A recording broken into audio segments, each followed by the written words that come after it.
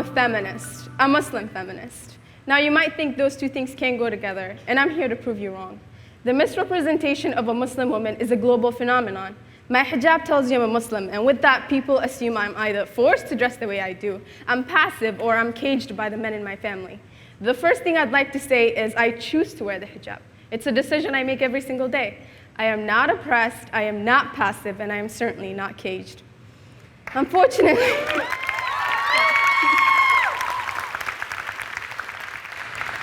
Unfortunately, the media puts Muslim women in three big categories: veiled, oppressed, or the worst one of all, homogenous. The media also generalizes and associates the followers of Islam to other dehumanizing stereotypes, but let's focus on the misconceptions of the Muslim woman. Number one, oppressed.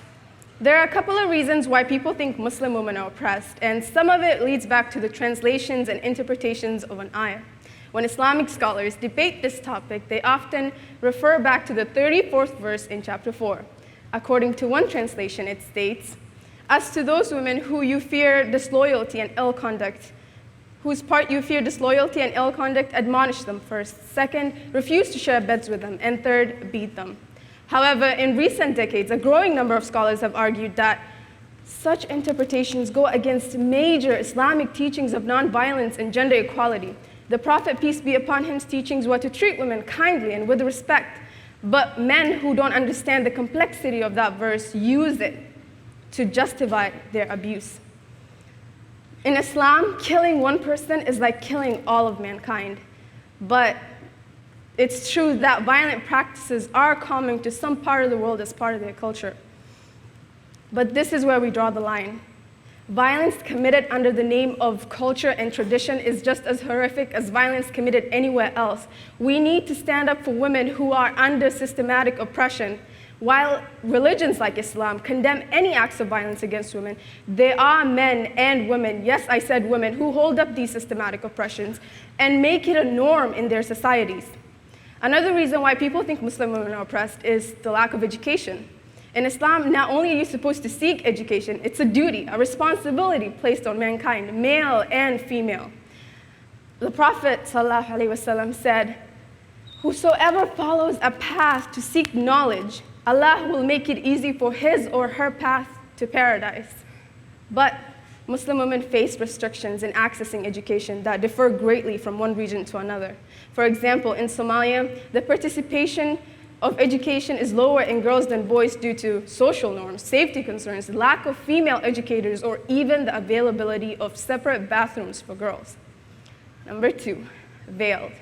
Many Muslim women choose to wear the hijab. It means different thing to each individual. To some, it's a reminder to make good choices. To others, it's to be modest. A couple of months ago, I went to a Muslim youth group, which consisted of mostly middle and high school girls, and as we talked, we connected over some of the prejudices we deal with in our communities. We all agreed that it was hard to figure out how to fit in when what we wear makes us stand out. I wear the hijab as a sign of devotion, and I'm proud that this is a symbol of my faith.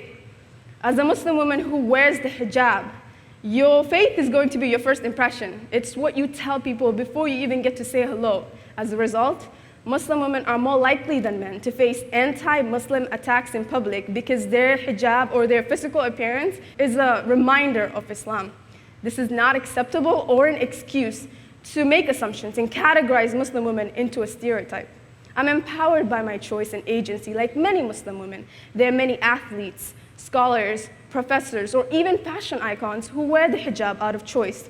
The hijab worn and taken by choice is empowering because empowerment is individual. So don't use the hijab to categorize, marginalize, silence Muslim women.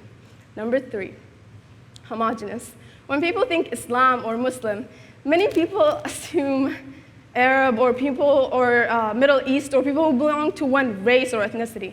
My friend and I have actually been asked where our ethnicities are, and when I said Somali and my friend said Ethiopian, they were confused because they thought we were Muslim. Yeah, we're both. It's a religion. It's a religion, not a race or an ethnicity. The first real wave of Islam started with slavery. Muslims made up to 10 to 15% of the slaves that were brought into the US.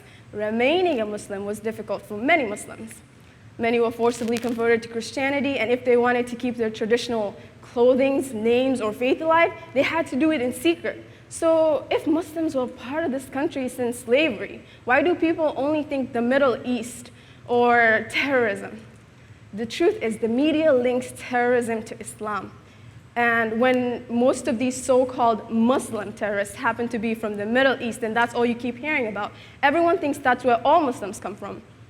Muslims are diverse in race, culture, occupation, language, or anything else you can imagine. During my first 2 years of high school, I was not as vocal as I am today. I worked hard to stay invisible, but the transition of becoming bicultural has been a tough one of struggling to hold on to one culture while the other one inevitably takes over. But however, the isolation I felt was not due to language, because I was fluent in English, but rather this misinformed idea that we're not as enlightened or we need saving and emancipation from our religion.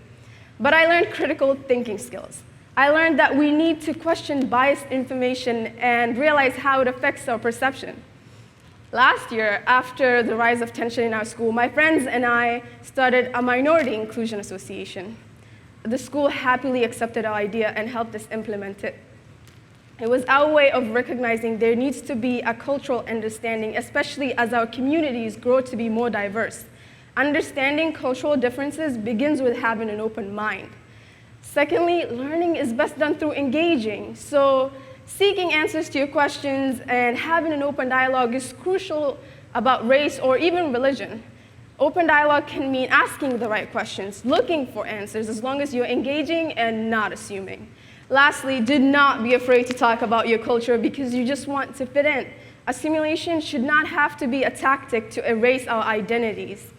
I'm proud to say that I am a Muslim feminist.